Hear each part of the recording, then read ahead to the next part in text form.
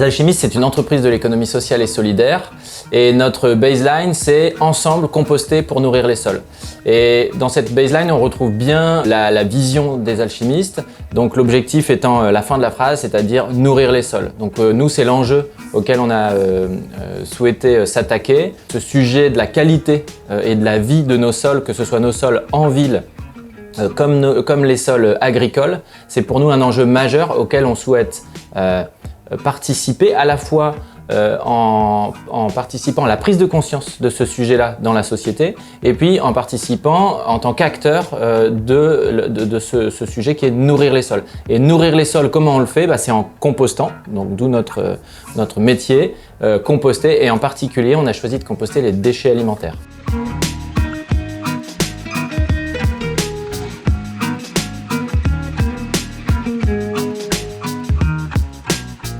Un autre mot qui est important dans cette phrase « ensemble, composter pour nourrir les sols », c'est le « ensemble ». On a choisi de le faire ensemble parce que le sujet étant majeur, le sujet nous dépassant largement en termes d'importance et en termes de volume, qu'on ne veut pas le faire tout seul dans notre coin, on veut le faire avec des partenaires, donc avec des associations, avec les citoyens, avec des entreprises partenaires, avec les collectivités. Et on pense vraiment qu'il y a besoin qu'il y ait une approche collective et une approche d'écosystème autour de ce sujet pour arriver effectivement à renourrir, refertiliser, redonner de la vie à nos sols. Le processus Les Alchimistes, pour transformer du déchet alimentaire en compost, on a choisi de l'aborder sur toute la ligne. Donc d'abord, ce qu'on appelle le tri à la source, c'est-à-dire l'endroit où on émet, où on produit ce déchet. Donc il y a d'abord, je fais une petite parenthèse pour dire que le premier sujet, c'est d'abord de réduire le gaspillage alimentaire. Et ça, il y a beaucoup d'acteurs et de prise de conscience sur ce sujet. Donc le gaspillage devrait, on l'espère, baisser dans les temps à venir.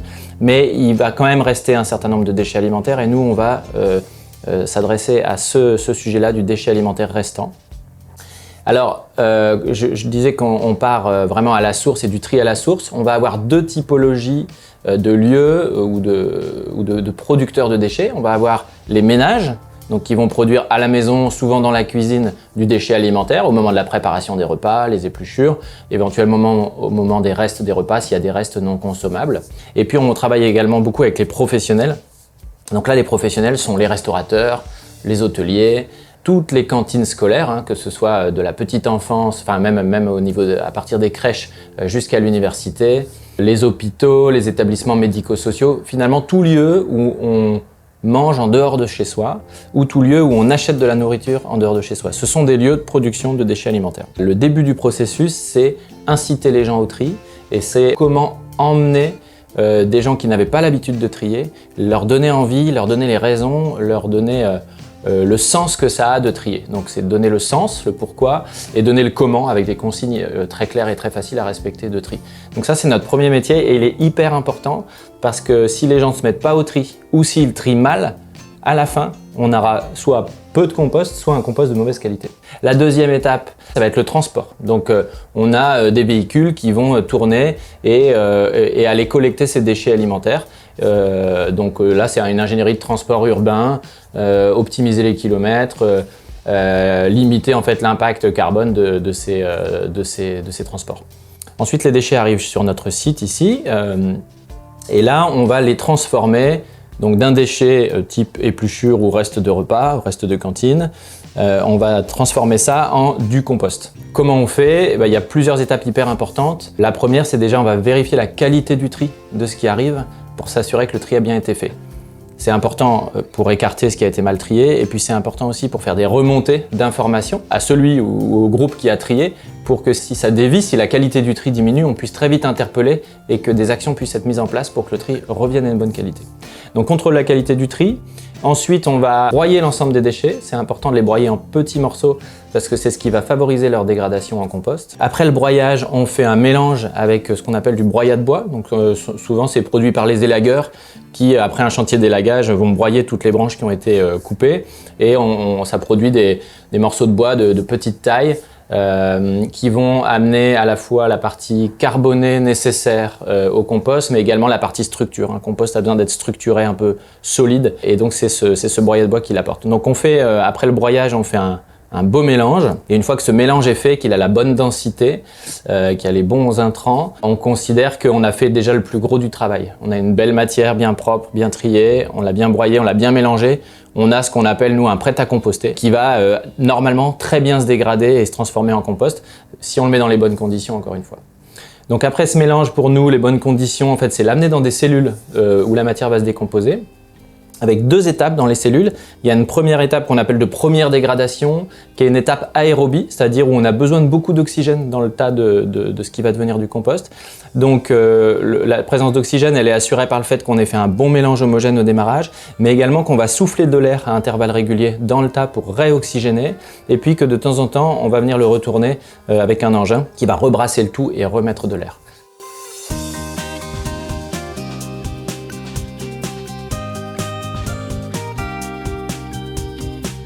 Donc pendant cette phase de première dégradation, ce sont essentiellement des bactéries qui vont se mettre au travail parce qu'on les aura mis dans les bonnes conditions, et elles vont donc dégrader la matière et dégager beaucoup de chaleur aussi. Donc un tas de compost naturellement, sans qu'on apporte aucune énergie, ça va chauffer, et le fait que ça chauffe va aussi permettre d'hygiéniser l'ensemble du tas de compost. De dépasser les 70 degrés vient en fait, s'il y avait eu au départ des germes pathogènes dans la matière, ces germes vont être détruits par cette montée en température. Une fois que ce tas de compost donc a subi 15 jours dans une première cellule, puis un retournement où on le met dans une deuxième cellule, il repasse 15 jours.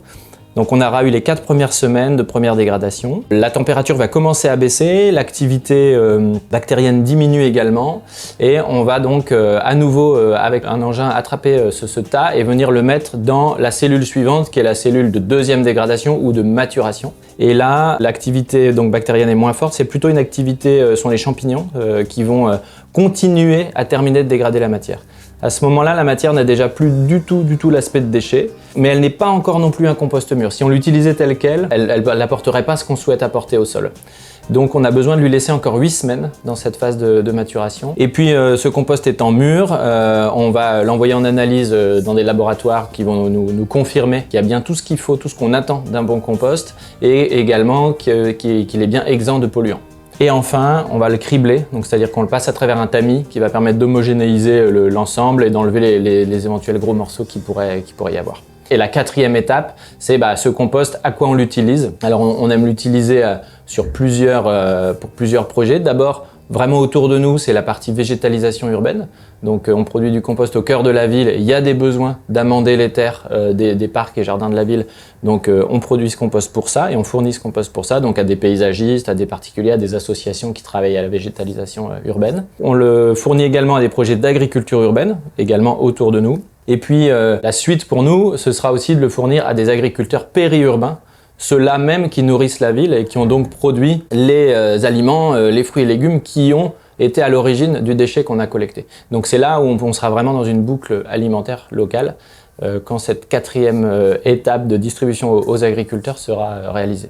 Alors sur la métropole de Lyon, on estime en volume de biodéchets produits chaque année qu'il y a grosso modo 100 000 tonnes produites chez les particuliers, donc dans les cuisines des gens, et 100 000 tonnes produites par les professionnels. C'est assez gigantesque. Aujourd'hui, ces 200 000 tonnes sont majoritairement incinérées, puisque majoritairement non triées. Donc les déchets qui ne sont pas triés, aujourd'hui, alors ils peuvent avoir 2 destinations, c'est soit l'incinération, soit l'enfouissement. Donc c'est les 2 types c'est les 2 solutions de traitement de déchets non valorisés qu'on a en France. Alors l'incinération pour du déchet alimentaire, c'est une catastrophe parce que en fait ça revient à brûler des déchets alimentaires. Et les déchets alimentaires, on voit bien ce que c'est dans notre cuisine, c'est des épluchures de pommes de terre, des épluchures de carottes, essentiellement des épluchures. On voit bien que ça n'a pas envie de brûler. Si on doit prendre une allumette et allumer une épluchure de pomme, c'est pas très. On voit bien que ça veut pas prendre. C'est trop plein d'humidité en fait. C'est 80% d'humidité le déchet alimentaire. Donc le mettre dans une installation d'incinération, ça vient consommer du pouvoir calorifique de l'installation, donc ça vient finalement consommer de l'énergie pour rien. Et à la fin, une fois qu'on a fait évaporer toute l'eau du déchet alimentaire et qu'il prend feu, c'est du CO2 et des particules qui se dégagent. Donc on a perdu de l'énergie et on a produit une pollution en partant d'un déchet qui en fait peut faire quelque chose d'utile, c'est-à-dire du compost. Donc ça c'est la partie incinération. Donc si on va vers l'incinération, on voit qu'économiquement, écologiquement, ça n'a pas de sens. Quand ça part en enfouissement, c'est encore autre chose. Ça va dans des centres d'enfouissement, c'est-à-dire des grandes décharges. Donc les déchets sont étalés d'abord dans des trous, puis on vient reboucher ces trous. Et là, ce qui se passe, c'est que on a perdu la valeur potentielle du déchet. Et puis dans ces trous qui sont rebouchés, il n'y a pas d'oxygène et donc la matière se dégrade quand même. Et donc ça produit du méthane. Et le méthane est un gaz extrêmement polluant. Donc dans une installation d'enfouissement, les déchets alimentaires, là aussi, ils n'ont pas d'utilité et au contraire, ils produisent une nuisance. Donc qu'on soit dans le cas de l'incinération ou de l'enfouissement, c'est vraiment pas le bon endroit pour un déchet alimentaire. Effectivement, en ce moment, il y a une expérimentation de collecte des déchets alimentaires ménagers dans le 7e arrondissement de Lyon. À l'initiative de cette expérimentation, c'est la métropole de Lyon, donc la communauté de communes, dont une des missions est d'assurer la collecte et le traitement des déchets ménagers. Et on a dans ce cadre-là une échéance en 2024 où l'ensemble des communautés urbaines de France devront avoir mis en place des solutions de collecte séparée des déchets alimentaires ménagers et de valorisation de ces déchets. Si on revient sur Lyon, 1 400 000 habitants, on a donc quelques années pour arriver à ce que ces 1 400 000 habitants aient une solution et pris l'habitude de trier et qu'il y ait de la valorisation. Donc la métropole a souhaité accélérer sur ce sujet-là en faisant une expérimentation qui soit pas une expérimentation à petite échelle, mais déjà à une échelle quand même assez conséquente. Le 7e arrondissement de Lyon, c'est 80 000 habitants. C'est une première phase en fait du déploiement du tri à la source des déchets alimentaires. Le choix a été fait de le faire par ce qu'on appelle des points d'apport volontaires. C'est-à-dire que c'est réparti sur l'espace public. Il y en a 150 là qui ont été déployés sur le 7e arrondissement. Et l'idée, c'est que chacun en ait un assez proche de chez soi. Je pense que plus ou moins on doit être autour à 200 mètres de chaque sortie de bâtiment. Il y a un point d'apport volontaire dans le 7e arrondissement. Donc ça c'est la stratégie pour capter le déchet. Et puis il y a tout un travail de sensibilisation qui a été mené également par la métropole avec de la distribution de bioseaux auprès de tous les ménages, un passage en porte-à-porte pour expliquer les consignes, expliquer le pourquoi, distribution de petites affichettes et puis aussi des interventions sur les marchés, sur certains événements publics pour que vraiment les citoyens s'approprient ce projet-là. Ensuite, ces déchets sont collectés et puis nous sont amenés ici sur le site où on va faire toutes les étapes que j'ai décrites tout à l'heure, c'est-à-dire vérification de la qualité du tri, pré-traitement, traitement, transformation en compost. Donc dans le 7e arrondissement de Lyon, 80 000 personnes. On considère en France qu'un individu génère en moyenne 90 kg de déchets alimentaires par an. Donc si on arrive à collecter l'ensemble, enfin à faire trier et à collecter l'ensemble de ces déchets alimentaires, ce sera plus ou moins 7000 tonnes par an. Donc ça c'est vraiment, si tout est trié, tout le monde trie parfaitement. On sait bien que c'est pas un objectif qui semble atteignable à court terme. Et les expérimentations, ou même plus que ça, le tri à la source qui existe déjà dans certaines villes de France ou à l'étranger, on voit que quand on arrive à trier déjà 30%, c'est déjà à l'échelle d'une ville, c'est déjà une belle réussite. Donc rien que 30% de nos 7000 tonnes, là ça ferait 2000 tonnes par an pour un quartier de Lyon. Donc il faut imaginer, 2000 tonnes c'est quand même conséquent, il faut imaginer que tout ça on va le retirer de l'incinération, ce qui fait que, et on va produire du compost qui va être utile au territoire. Donc c'est déjà assez enthousiasmant d'imaginer qu'on va pouvoir le faire à cette échelle-là. Et puis il faut se dire aussi que peut-être si on continue à collecter, si le tri se développe, on aura beaucoup moins de déchets dans nos incinérateurs, c'est une bonne chose.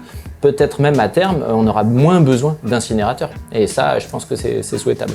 Voilà un petit peu l'enjeu. Le démarrage de cette expérimentation se passe très bien, c'est-à-dire que dès les premières semaines, on a eu beaucoup de volume dans les points d'apport volontaires et une très bonne qualité de tri. Donc les habitants du 7e arrondissement, dans leur ensemble, se sont vraiment appropriés ce projet-là dès le début et ont vraiment adhéré à ce qu'on leur proposait. Et ça, moi je trouve que c'est super enthousiasmant.